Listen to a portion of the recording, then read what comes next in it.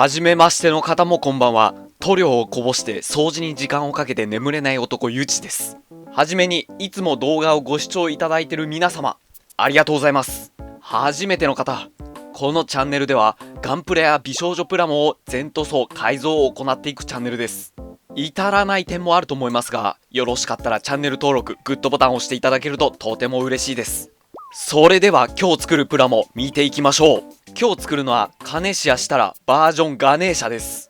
僕が動画で一番最初に作った美少女プラモがカネシアしたらバージョンカルバチョートです。この僕を美少女プラモの沼に突き落とした張本人、個人的にとても思い入れがあるので、押し入れもピンチだったし、思いっきり作ってやろうじゃないって思って開封してしまった。では早速箱の中身を見ていきましょう。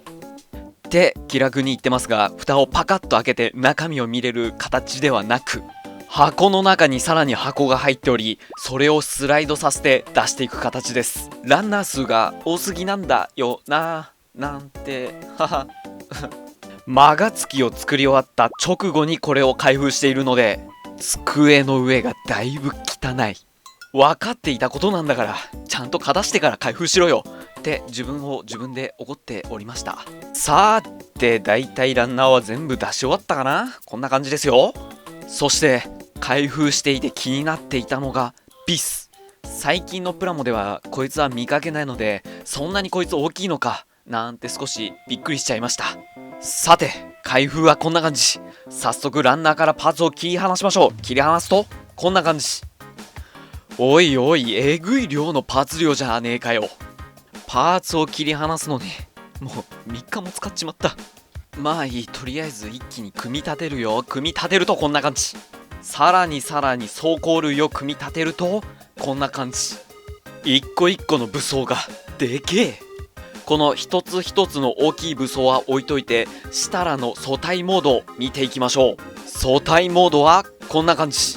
相変わらず可愛いやっちゃな。僕が今まで作ってきた女神デバイスの中では肉付きがとてもいい気がします。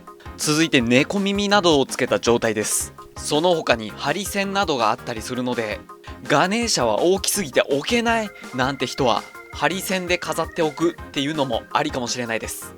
続いてフル武装状態です。見てわかる通りでかいです。でもデザイン的にはとてもまとまっていてかっこいいですよね。どれくらいでかいのか前の設楽と少し比較してみましょう。カルバチョート、あの時作ってる時はでけえと思ってたんですが、こうしてみるとまあそうでもねえなって思ってきちゃいますね。奥行きなどの大きさを考えるとだいたい2倍ぐらいはある気がします。武装類の比較も見てみましょう。ランスは完全に一回り大きさが違いますね。カルバチョートのランスの方が振りやすそうではありますね。続いてライフルの方。ライフルの全長はさほど変わらないんですが、全体的に少しごっつくなってますね。さて今度は可動域を見ていきましょう。肩や肘は他の女神デバイスと同じように動かすことができます。稼働するとき少し走行が邪魔になったりするかもしれませんが、腕についている走行に関しましてはロールになっていますので、稼働の際は少し調整ができます。頭に関しましては少し髪飾りが邪魔して動かしづらいです。腰は結構走行が邪魔しそうですが、しっかりひねることができます。続いて足。膝はこのように突き出すことができます。少しごつい足なので両方足を伸ばすと重力に負けてしまいます。足首はボールジョイントになっていますので、回したり少し角度をつけることができます。続いて股関節。股関節はポーズを取らせる上では申し分ない可動域です。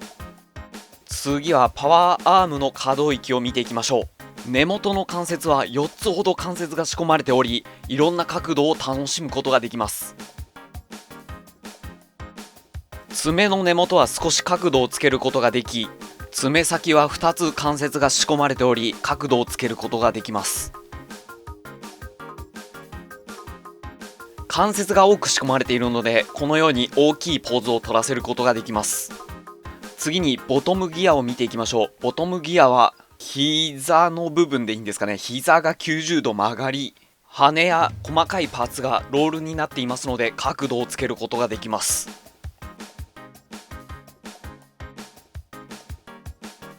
稼働チェックの方はこんな感じ。今日はデスクトップアーミーでシタラとコラボしたシルフィーカラーに塗り上げていこうと思います。シタラはいろいろと思い入れがあるプラモなので、合わせ目処理だけではなくいろいろディティールアップしていこうと思います。では行こう。まずはモールドを追加していきます。シャーペンや鉛筆などでモールドをなんとなく書き込んでいきます。次に書き込んだところにマスキングテープを貼り付け、剥がしてあげると下の黒鉛がテープに移るので、こいつを白いプラ板 0.3mm に貼り付けます。あとはこのマスキングテープの通りに切り取り、筋彫り用に貼り付けるだけなので、接着剤は少しだけ乗っける形にしました。そしたら先ほど作ったプラ板を貼り付け、少し乾燥させたらファンテック筋彫りカーバイト 0.2mm で筋彫りをしていきます。出来上がったらプラ板を剥がして裏返しにして反対側に貼り付けます。あとプラ板の型じゃ手が届かない部分があるっていうところは、筋彫り用のガイドテープを貼り付け筋彫りをしていきます。あと筋彫りを行った際は最後は必ずヤスリがけをしましょう。これだけの作業なんですが、わりかし表面ボコボコになってるんですよね。次にちょっとしたデコボコモールドを作っていきます。先ほどと同じ手順でプラ板でパーツを作っていきます。できたら程よい大きさのプラ板を3枚用意して接着剤で重ねてくっつけていきます。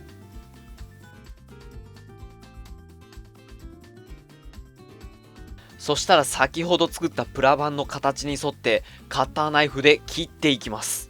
切り終わったら最後ヤスリで少し形を整えてあげ、接着剤でくっつけたプラ板を1枚ずつ剥がし本体にくっつけていきます。このディティールアップ、モールドアップの作業に相当な時間を要した。僕はそれなりに疲れたんでしょうね。疲れてしまったがために変なものを作りました。これがいわゆる魔が差したってやつなんですよね。作っている最中はやべ超かっこいいなんて考えて作ってたんですが、冷静になってみるとちょっとこれはやべえなと思ったので没案になりました。他にも作業に挫折した時、したらセブンソードとかいう武装を作ろうとしていました。こんなことばっかりしてるから動画が遅くなるんです。ごめんなさい。続いてマイナスモールドを使ってさらにディティールをアップしていきます。僕は地味にめんどくさがりなので電動工具を使って 3mm の穴を開けていきます。開けた穴にマイナスモールドをこんな感じ。次に余りのパーツにカルバチョートのパーツが入っていたのでガネーシャに装備できるようにしていきます。全体は使わないのでいらないところは切り落とします。切り落としてヤスリで形を整えたらプラ棒を仕込めるように穴を作ります。穴を使ったらスーパーセメント SP を使って接着していきます。この小さい羽はボトムギアにつけようと思うのでボトムギアの方に穴を開けます。そしたら羽の改造は終了。次は合わせ目処理を行っていきます。消したい合わせ目のところにミスターセメント溶剤を流し込み、両サイドからギュッと力強く押し付け、中からムニュッと出てきた液体をよく乾燥させたらマジックテープヤスリ800番で削っていきます。いい感じになってきたら最後マジックテープヤスリ1000番で仕上げていきます。さてだいたい下処理はこれで終了。ディティールアップなどをした状態がこちらになります。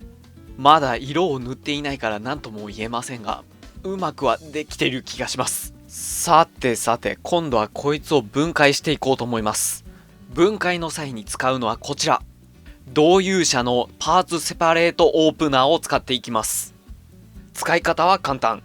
このツールをパーツの間に入れ込みながら分解していきます。ある程度分解したら塵や粉を水で洗い流していきます。そしてよく乾燥させたら今日も塗装行ってまいりますよ。まずはガイアマルチプライヤーを全体的に吹きかけていきます。こいつで塗装時の腐食防止、塗装の食いつきを良くします。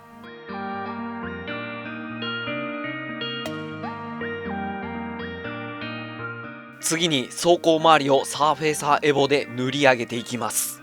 今回は設楽のために持ち手棒を何本か買い足して、さらに持ち手棒を置くための塗装ベースまで買い足して、本当にそれぐらい設楽のパーツ多いんですよ。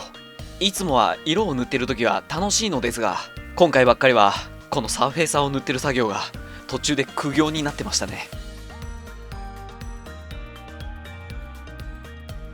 次にガイアノーツバーチャロンカラーコールドホワイトで走行を全体的に白く染め上げます。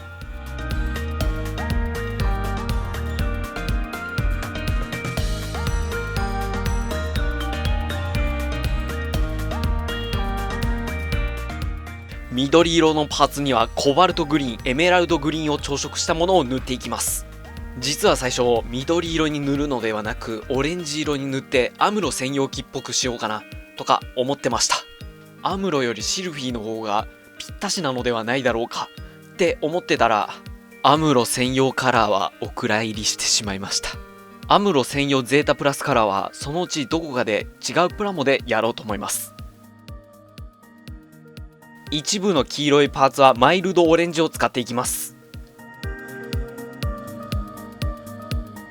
内部フレームはサーフェイサーエボブラックを使っていきます。ちなみに皆さんは注意力散漫になったりしてやらかしたことありますか？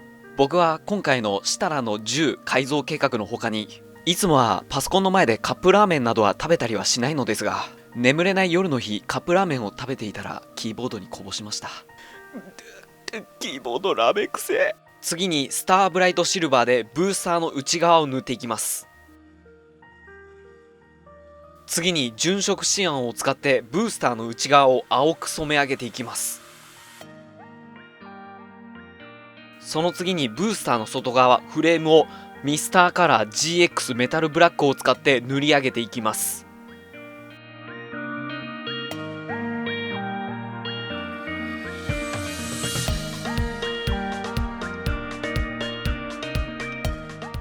一部髪飾り腕輪などはパールカッパーを使って塗り上げていきます。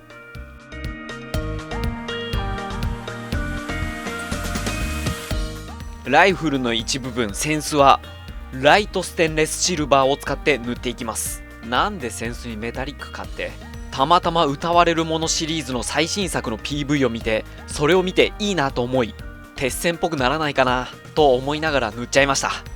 肌パーツの下地はサーフェイサーパステルピンクを塗っていきます。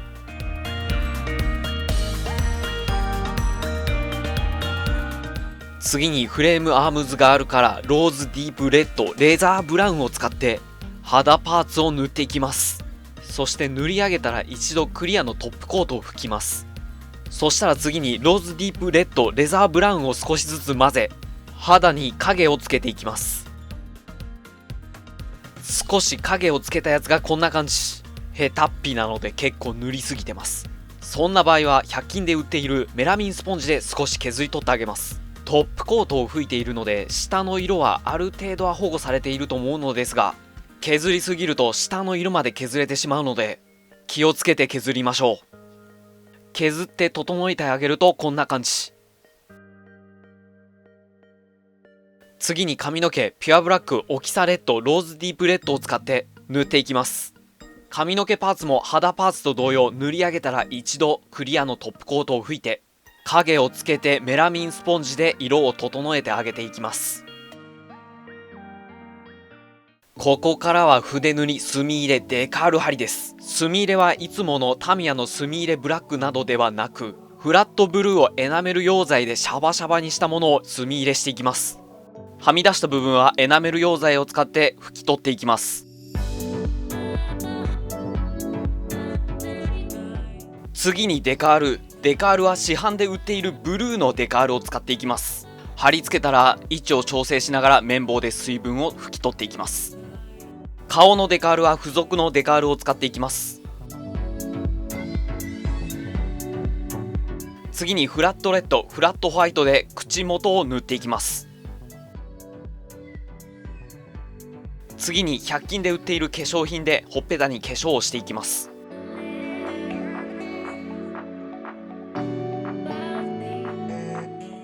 化粧をしたら上からフラットホワイトでハイライトを描いてあげます。